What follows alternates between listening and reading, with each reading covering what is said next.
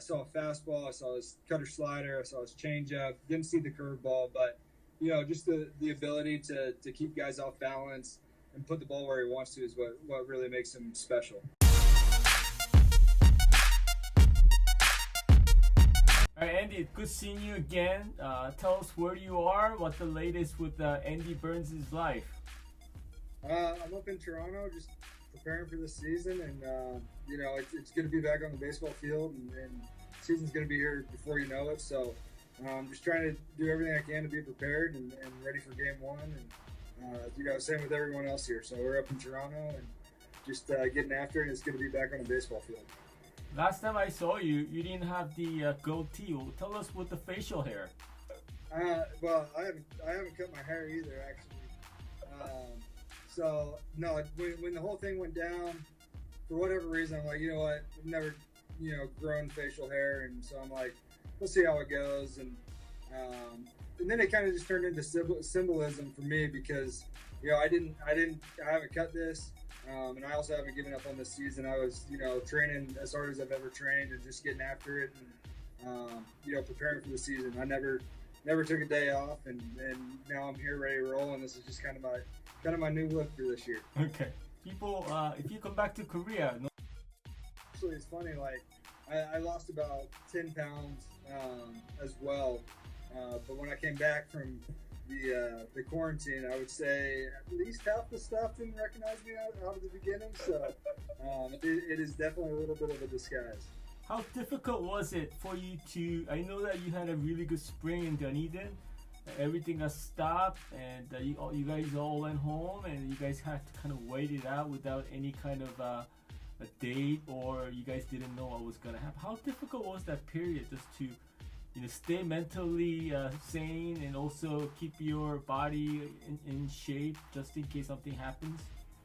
Well, I mean, where I'm at in my career, I really don't have an opportunity not to be prepared. So I saw it more as an opportunity to try to prove myself and maybe jump ahead of some players. And that was the goal, was just every day just to continue to get better.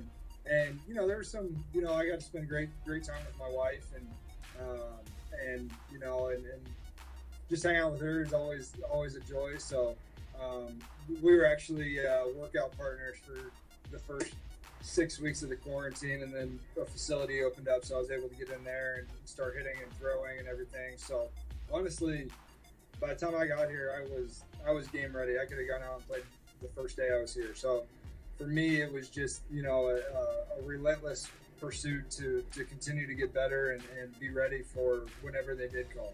Okay. Well, you're in Toronto right now. I've been to that hotel. I stayed there for about a week.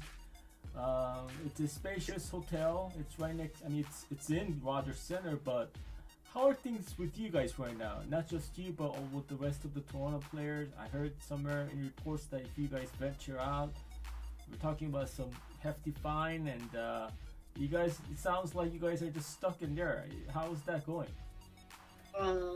Yeah, I mean, it's definitely different. I mean, we got everything that we need here. I mean, we're getting good meals. And at the end of the day, we're preparing for the season. But yeah, it's a little bit different. You can only be on the second or third floor and then take the elevator down. They do have a suite set up for us, kind of a hangout area. But it's definitely taking some adjusting. But every guy's bought in, and the goal is to win a championship. I mean, when you're talking about a 60-game season, anything can happen. So, yeah, that's kind of where the team's at. We're doing everything that we can to be ready, and we have a very different road than everyone else, but everyone's on board and really just trying to get ready for this season in 9 days. They deliver food for you, basically? Is that what happens? How's the daily, just the life stuff, eating and drinking?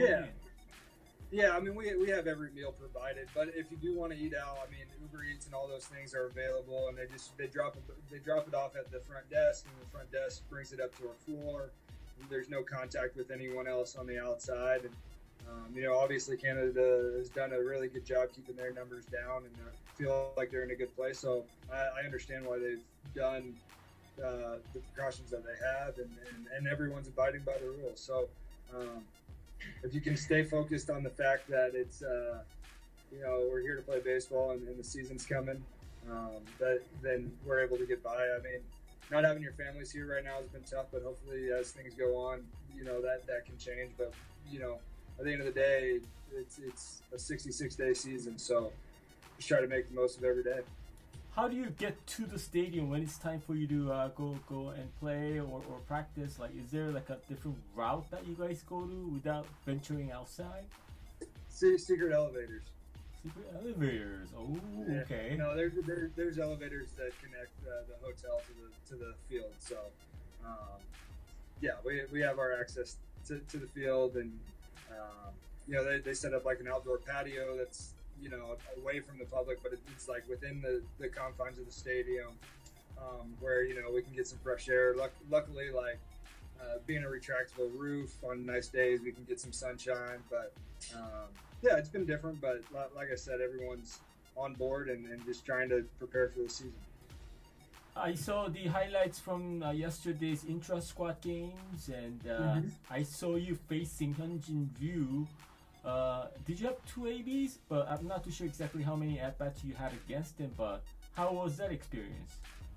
I had 2 at-bats, and playing over in Korea and then getting to face one of the best guys to come from Korea, one of the best pitchers of all time from Korea was exciting for me. I mean, I learned so much over there, and we've had some conversations, and he's a great guy. He's a great guy to be around. I've really enjoyed him. But to get to face him was a lot of fun. I lined one out to center for an out, and then flew out to right. But he's just, I mean, he puts the ball where he wants it, and he can read player swings, and what he's able to do out there is truly just, it's an art form, and he's mastered the craft of pitching. And I think a lot of guys can learn from him. Just being able to go in and out and throw any pitch whenever he wants is really impressive. How was his stuff when you saw it in person? It's one thing to see it on videos and games, but you were actually in the batter's box facing him. I mean, like, how did it look? I mean, you gotta keep in mind, over the last 3 years, I would say Hyunjin's probably the pitcher I've seen the most, because when I was over in Korea, the only thing on TV was his starts. So I've seen him pitch 1,000 times at this point. But the stuff is good, but how he uses the stuff is what makes him great. I think I saw a fastball, I saw his cutter slider, I saw his changeup. Didn't see the curveball, but just the ability to keep guys off balance and put the ball where he wants to is what really makes him special. What was the conversation like with Hyunjin? What did you guys talk about? What his favorite food in Korea was, what my favorite food was, where is he from, what cities he liked, all those things. Having him, maybe make a phone call, get me back over there. So, he's been great. Obviously he just had his first kid.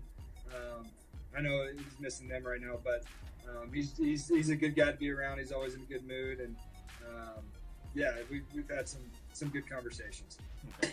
Well, that the fans here are rooting for you. I guess you'll be competing for a couple of spots on the roster. All the Korean fans, especially Lotte fans, when they saw the highlights, they were like, "Is that Burns? And then they're all rooting for you." What can you say to all the Korean fans that's rooting for you right now? I mean, the support that they still continue to show me after not being there for over a year and a half is really special. I mean, I get messages on Instagram or Twitter or whatever, and just to know that they still care, and that they've that they're still a fan of mine is really awesome. And so they continue to surprise me on a daily basis. I said it multiple times while I was there. They're some of the best fans in the entire world. So to have their continued support is it's a blessing, and it really means a lot to me. All right, Andy, it's good seeing you. You look awesome with the goatee. Yeah, keep up the good sure. work, so, and let us know how things go. Will do. Absolutely. You take it easy. All right.